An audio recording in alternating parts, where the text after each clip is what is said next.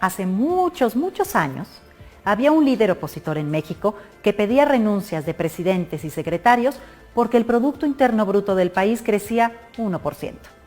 Ese mismo político exigía que se detuviera la sangrienta guerra contra el narco y la militarización del país. Hoy, ese líder es presidente de México. Como presidente, defiende sus pobres números económicos diciendo que el crecimiento del PIB debería caer en desuso, que lo que se debería medir es el bienestar, y firma un decreto que permite al Ejército y a la Marina hacer funciones de policías en todo el territorio nacional. Hablando de maromas discursivas, las de Andrés Manuel López Obrador y sus subalternos son dignas de aplauso. Ahí está Mario Delgado, defendiendo el decreto presidencial sobre los militares, cuando hace unos años fue un fiero activista en contra de la militarización del país, igual que la senadora Citlali Hernández, la diputada Tatiana Cloutier, el propagandista Epigmenio Ibarra o el tuitero John Ackerman. ¿Y cómo olvidar esta joya que soltó Marcelo Ebrard unos días después de la victoria electoral de Andrés Manuel en 2018? El trato que hemos recibido por parte de Estados Unidos ha sido terrible. México y los mexicanos hemos recibido un maltrato. Sí, hablamos del mismo Ebrard que hoy tiene movilizada a la Guardia Nacional para detener a migrantes y que antes fue criticado por el propio presidente estadounidense Donald Trump. Aunque es Ricardo Monreal, otro de los operadores del presidente de López Obrador, quien ha logrado dominar mejor las habilidades necesarias para cambiar de discurso o defender lo indefendible. Como cuando cacharon a un colaborador suyo en la delegación Cuauhtémoc con 600,000 pesos en efectivo, o cuando se dio a conocer que había contratado a una sobrina suya en el Senado, ganando más que el presidente.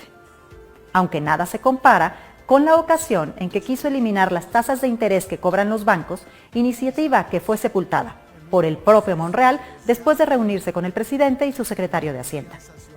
Pero no es la primera vez que López Obrador utiliza maromas para salir adelante. De hecho, es una habilidad que ha desarrollado a lo largo de toda su carrera política y perfeccionado con eficacia en los últimos 20 años. ¿Cómo olvidar la manera en la que salió fortalecido del proceso de desafuero que inició Vicente Fox en contra de él? Lo mismo ocurrió con el escándalo de su tesorero en el gobierno de la capital, al que cacharon jugando un dineral en Las Vegas, o cuando mostraron a su principal operador político recibiendo fajos de billetes en efectivo. Eso le ha ayudado a construir una especie de teflón ante las críticas. Andrés Manuel cae siempre de pie y sus fanáticos le aplauden desbocados. La clave ha sido construir un discurso que lo mantiene cerca de la santidad y del martirio político. Quienes me atacan son corruptos, son inmorales, parte de una conspiración.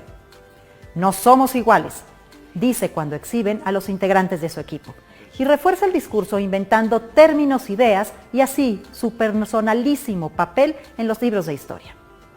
Por ejemplo, al Servicio de Administración y Enajenación de Bienes, la institución encargada de poner a subasta los bienes incautados a las personas sentenciadas, él le llama Instituto para devolverle al pueblo lo robado. A la Secretaría de Desarrollo Social, él la bautizó del Bienestar. Quienes se encargan de dispersar los beneficios de sus programas sociales los nombra servidores de la nación.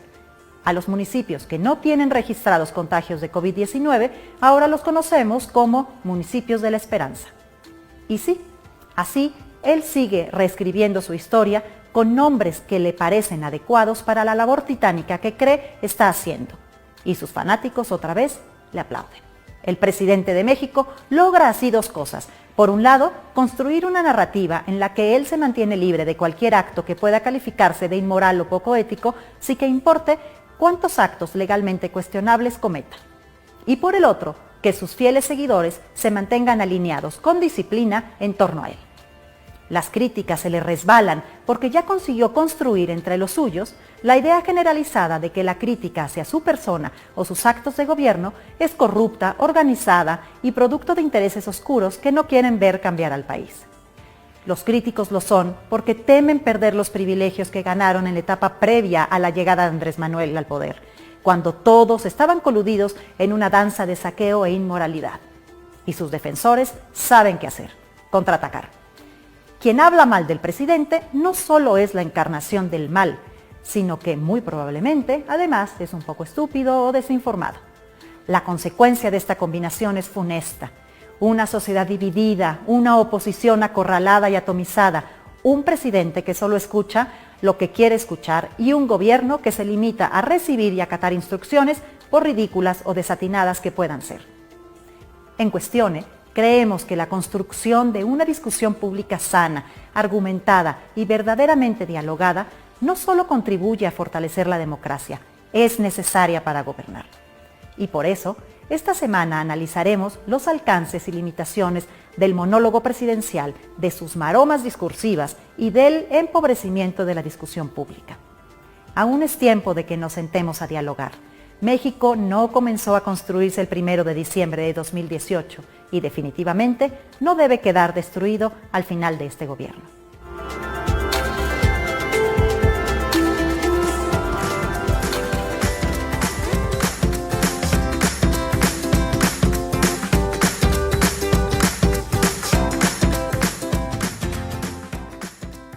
En mi conferencia en Zaragoza sostuve que el debate para América Latina ya no puede ser derechas e izquierdas, que realmente la batalla está entre populismo versus república, porque el populismo se encarga de desmantelar instituciones. Poco a poco, los líderes corruptos de nuestra región amalgaman poder, desmantelando instituciones, reescribiendo constituciones, cambiando códigos y leyes y sobre todo restringiendo libertades individuales y de comercio de sus pobladores. Vimos cómo el populismo no ha llegado ahí por pura casualidad. Realmente es porque nuestras democracias han sido poco republicanas. No hemos logrado establecer igualdad ante la ley ni justicia para todos, mucho menos el poder impedir que los empresarios busquen privilegios o los sindicalistas, amigos del poder, también busquen los suyos. Las graves fallas de nuestros gobiernos demoraron nuestro desarrollo y nos permitieron caer en las redes del populismo.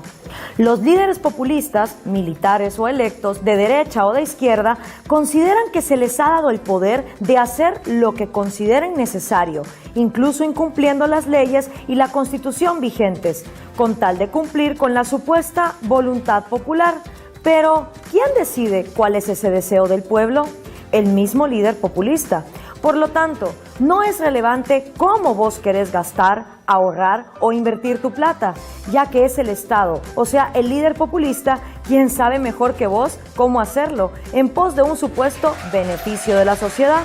Por supuesto, ese paraíso de bienestar prometido nunca llega y en general solo termina notándose en la mejora del nivel de vida de los que ejercen el gobierno y su círculo más cercano. De esta forma, las personas empiezan a ver sus derechos violentados y cada vez tienen menos posibilidades sobre cómo encauzar el rumbo de sus vidas para ser felices. Por ende, nos volvemos súbditos porque solo los funcionarios iluminados tienen las únicas decisiones y así nos transformamos en esclavos de un populismo paternalista.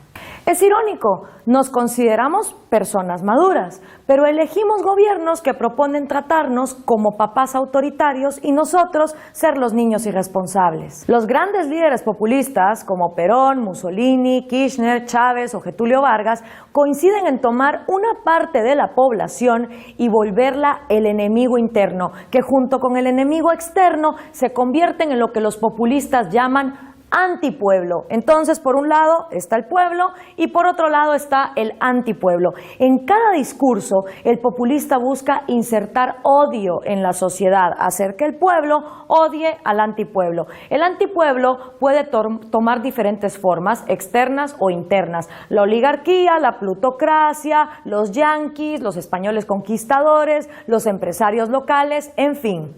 El pueblo, en cambio, es un cúmulo de todas las virtudes de una sociedad. El pueblo es honrado, es desinteresado y el pueblo nunca se equivoca, siempre escoge el mejor líder. Con esta dicotomía, el populista logra insertar odio en la sociedad y una vez así logra que la parte del pueblo se enamore de él, le perdone todos los robos, actos de corrupción, cambios de constitución, falta de justicia, porque supuestamente todo lo que el populista hace es en nombre del pueblo y cualquier cosa que vaya mal siempre será culpa del antipueblo.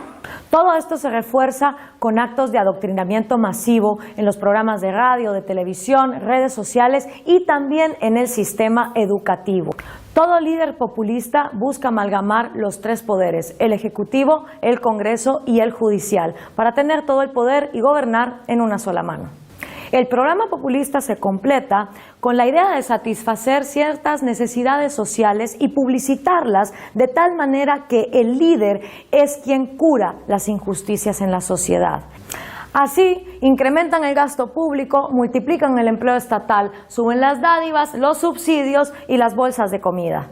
Y para poder financiar todas esas cosas que te regalan y que te dicen que son gratis, mentira, nada es gratis, todo viene pagado de algo, entonces los populistas tienen que hacer otra cosa, tienen que aumentar los impuestos, aumentar la deuda pública y aumentar la inflación que se come el ahorro de los pobres. El aumento de los gastos del Estado nunca les alcanza y los servicios, las prestaciones a los ciudadanos cada vez son más pobres. El programa populista incrementa el consumo, desincentiva la inversión, descapitaliza el país. Luego, el sector productivo continúa siendo expoliado hasta que el dinero se acaba. La economía entonces entra en estanflación y los gobiernos desesperados empiezan a tomar otras medidas, controles de precios, controles de tarifas, controles a las importaciones y exportaciones del país, hasta que llega un punto donde la economía colapsa, como está sucediendo en Venezuela y en Argentina. Por supuesto, la culpa nunca es del populista y cuando las cosas empiezan a ir mal,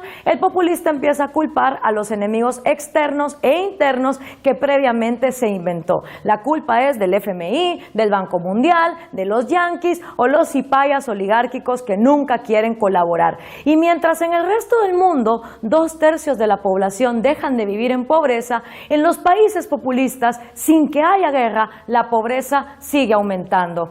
El populismo ama tanto a los pobres que los multiplica.